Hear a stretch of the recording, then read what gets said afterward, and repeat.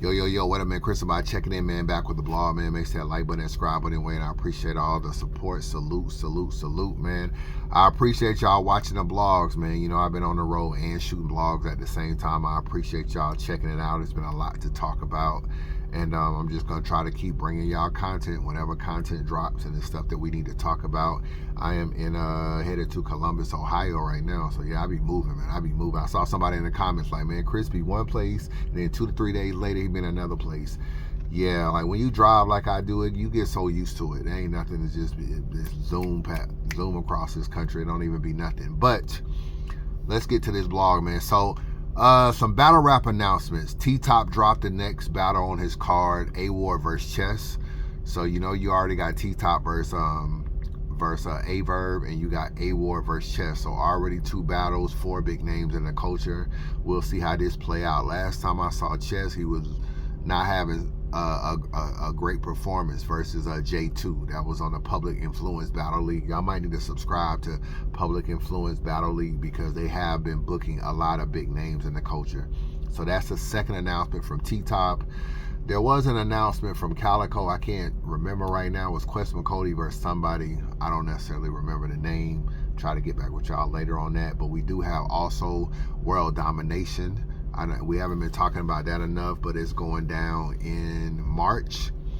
And we know that's Jazz versus A-Ward, Sharon versus Disaster, and Tay-Rock versus Shotty Horror. Now, Real Sick and Geechee was on that card. I don't know if they're going to make that up with another battle for Real Sick, but we'll see if Real Sick actually is on the card with a different opponent. But that's World Domination. Maybe they'll do some more announcements. But we do have a lot of battle rap coming with Volume, Calico's League, T-Top's League, and World Domination in terms of March and in April. So I know it's kind of like this, like a drama-filled February, but when March and April come, you kind of get back to the battle rap, especially in April. You got 3 big events coming up. So be on the lookout for that. And as more announcements are dropped, we'll talk about them, do prediction blogs, do all that stuff. Tsu Surf, there is an update. On Friday, Tsu Surf was released from prison and transferred to Michigan. He had to do, I don't know what county, I don't know what jail, I don't know anything, but he obviously had to go there to kind of fulfill a 2011 gun charge. We all know about that gun charge because he went out there, he battled Big T in Detroit and caught a gun charge. And I kind of thought that might be settled by now. I'm kind of surprised that's still going on. I don't know if his Fed case triggered something else and caused that to be more than what it is. I don't really know the details why a 2011 case is still being damn near looked into 15 years later. But so he has to go there. So that's where he's transferred to. Now in 2024, he settled that he got sentenced in that gun case in March of 2024. They sentenced him to 12 to 30 months in 2024. In, I think it was September of 2025, they told him that they would not, basically, he was trying to run everything concurrent. They kind of agreed that wasn't going to happen. They also, I think he tried to see if he could parole out of this situation. They basically said that he had to be in custody to even be considered for parole. So they wasn't going to grant it while he was in federal prison. So they denied that. He had to be transferred. And once he gets to Michigan and to the jail, he has to at least serve, I think, 30 days, 28 or 30 days before he can even be seen for parole. So earliest, maybe he can be seen for parole 28 to 30 days. Maybe he can get out in April. That's if they bless him. If they say, oh, you know, we dealt with the Fed situation for the last 3 to 4 years. We're just going to go ahead and give you time served or parole you out right now and be done with it. That's if he can get in front of the parole board pretty quick. That's the best case scenario. Worst case scenario,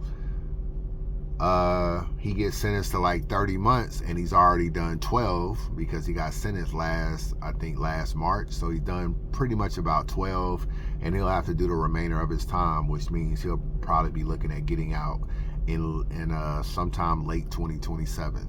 That's the worst case scenario. So I don't really know what will happen, I guess, as things play out, we'll find out more. But it is kind of a blow. I was definitely looking forward to Surf getting out and kind of like seeing what he was going to do in the culture and how he was going to try to reinvigorate the culture. But yeah, I don't know, man. This is kind of tricky because they never, a lot of times they don't be trying to show you love. So I can see them. I wish for the best, but I can see them trying to get some time out of Surf.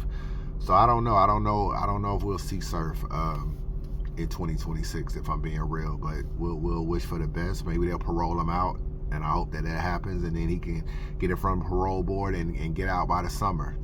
But that's just a situation going on, and what is going on with Surf. KD, shout out to 3 Letterman. He got a KD interview. KD did an interview, and he basically was asked the question, did you write for Verb? And this is what he said. KD, I know you're not, I gotta put you on the high, respectfully. Did you ever write for this brother? I gotta ask this question. Did I, listen to the question you asked? Yes, sir. For Verb? Yes. No. Well, listen. If you did, are you really gonna say you did? Hold on, let me back it up. I gotta put you on the high, respectfully. Did you ever write for this brother? I gotta ask this question. Did I, listen to the question you asked? Yes. Did I ever write? Yes, sir. For Verb? Yes. No. Well, listen. If you did, are you really gonna say you did? That is a very, very good reply. If I did, would I say I did? I answered no. I wouldn't. You gotta like. What I look like, whatever him and Mickey Fax issue is, bro. That's between them.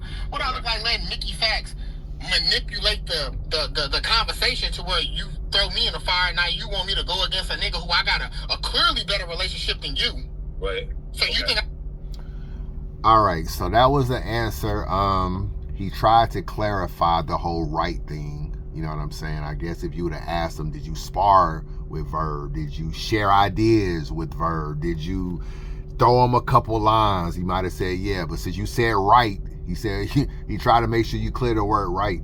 I think we know what's going on here. Let's just keep it real. You know what I'm saying? I like KD, so I'm not finna get in here and grind him up. KD's a real good person. I hung out with him a couple times. I've been in St. Louis before at some battle rap events. I was hosting an event in Indiana, and KD was on the card. Me and him was kicking it, talking shit and stuff when we was in the hotel room with some other battle rappers, just having a blast. I actually like KD as a person. I think he's dope as a battler. I think he's probably a little underrated. I think he can actually smoke some niggas, to keep it real with you. So I'm not finna get in here and actually talk trash about him, and I'm not surprised by his answer because I don't expect KD to go against Verb or Hitman or really anybody else from STL. You know what I'm saying? He don't want to be labeled as no rat, no snitch, so somebody that just went out there and just told on a bunch of shit against St. Louis niggas for some New York niggas. You know what I'm saying? 3 Letterman is New York, Mickey Fax is New York, and all that kind of stuff. It's like, damn, you went against the city for some New York niggas. So I know that he wasn't gonna do that. Way back in the day, Verb had brought KD to New York to try out for the Proving Grounds, and ironically, it was against Danger Zone's people. So there was like a 3-on-3 kind of battle for in front of Nords one time at a Proving Ground event, and it was like 3 of St. Louis niggas versus 3 of Maryland guys, right? And each St. Louis person spit around, and each Maryland guy spit around. And Danger Zone brought his Maryland people up, and Verb brought his new St. Louis people up, and they all battled. So KD spit around, some other people, J. Rome spit around, some other people, and then there was people from Danger Zone's crew that spit around, and only one person got signed for the Proving Grounds that day, and he was from Danger Zone's side. He was from Maryland. So it's ironic that we're talking about Danger Zone, and that was the situation. So Verb did try to get him on the URL way back in the day. I feel like Verb could have done a lot more for KD, to keep it real with you, because he had a lot of opportunities. He definitely could have got him on that kind of St. Louis-ish card with RBE, but he didn't. So it would have been a nice bone if that could have happened. But I think we know what's going on here. If I'm being real, we know what's going on. Verb, in my opinion, is getting help. I don't look at Verb like he's not a writer, so I don't think Verb isn't writing bars, but clearly he's getting bars from other people, and clearly people are helping him. Are they writing the entire rounds? Are they writing maybe even the majority of the battle? No, but could he be getting 20, 30% help? Yes, and to me, the fact that he has a Cash App, which is real, do not let Verb try to tell you that the Cash App is fake. I know for a fact that the Cash App isn't fake. I know for a fact. So the fact that he actually paid for bars, and there is an email with the header that says Geechee Gotti on it. The fact that that's a case and you got bars, it just sets a bad precedent to know that you actually paid somebody for some bars and somebody wrote you some bars with the subject title Geechee Gotti. Whether you use a lot of the bars, clearly you use some of them, but whether you use a lot of them or a little bit, or it's just the fact that you did it. And the fact that money was exchanged for bars, that makes that person a writer for you. There's just no way to slice it, bro. But that's all I want to say to that. Shout out for KD for staying in the fire. I know he's kind of thrown in this. But to be real with you, KD, Verb name dropped you, bro. I don't know why he name dropped you, but I think he name dropped you because you were going to do exactly this right here.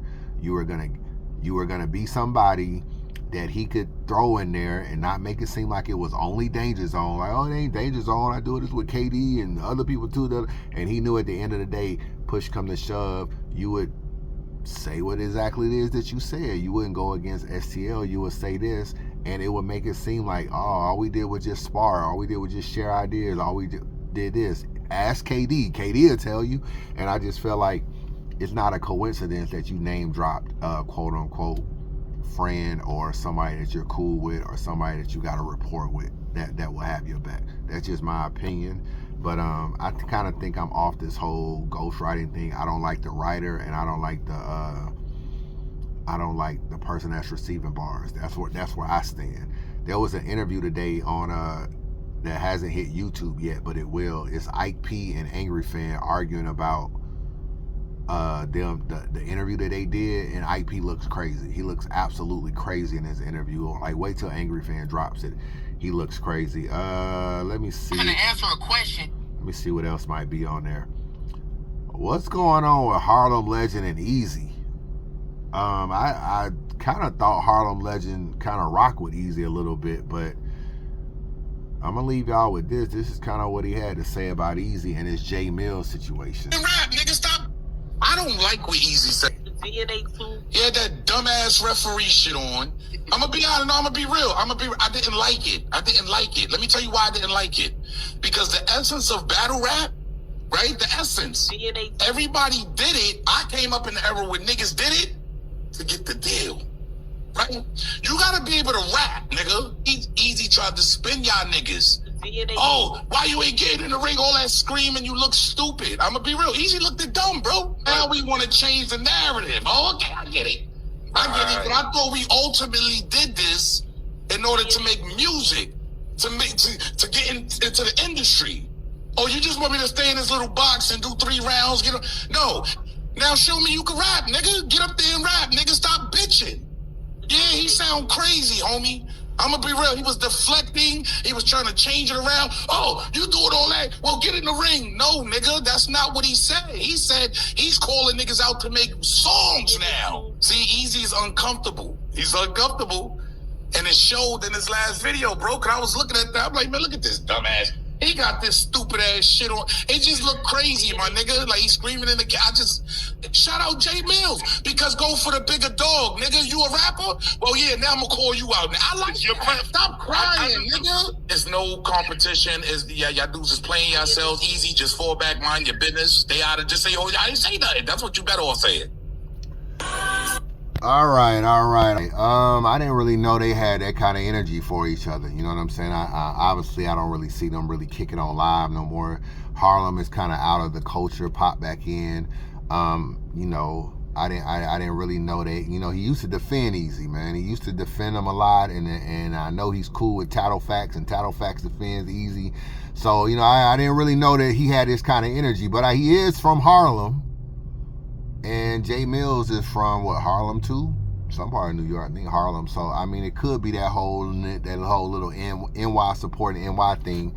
I do agree with him that the deal was to battle rap to try to get a deal. That was what it was coming up in that era. You know what I'm saying? And that J Mills and that Murder Mook, them Serious Jones, them Jens, everybody was battle rapping to try to get a deal. They weren't battle rapping to try to stay in this format of just, I just want to be a battle rapper. Everybody was trying to get put on, get signed, and get the hell on and stuff like that. So I do agree with that.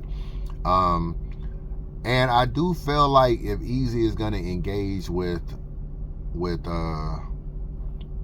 J Mills, I just think he should rap, because J Mills, I mean, I feel like Eazy, like I said in my video, Eazy was starting with J Mills a little bit.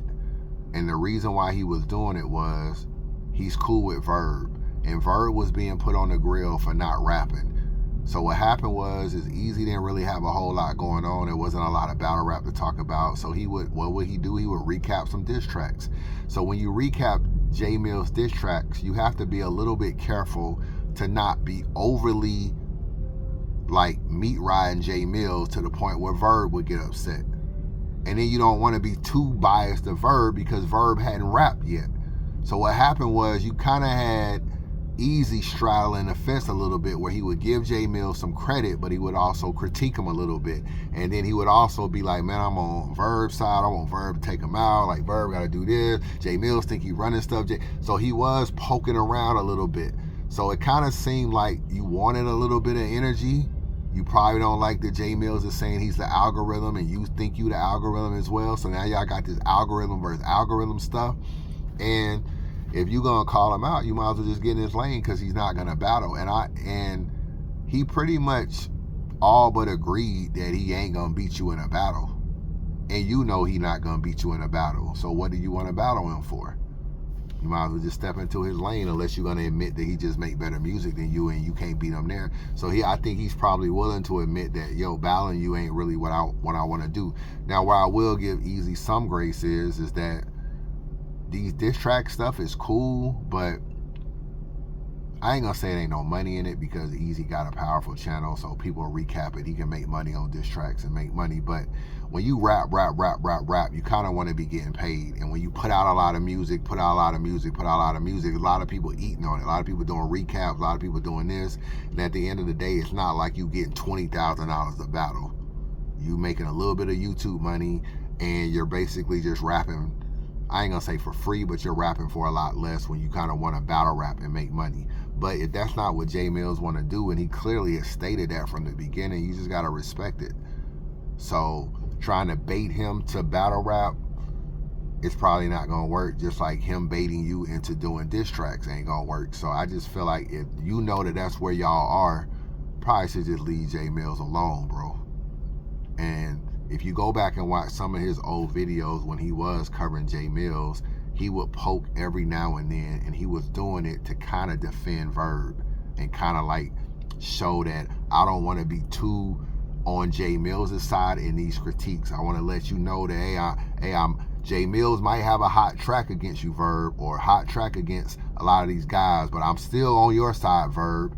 And that's how you get in a line of fire of J Mills, because it's just like, yo, if Verb don't want to rap, then you rap.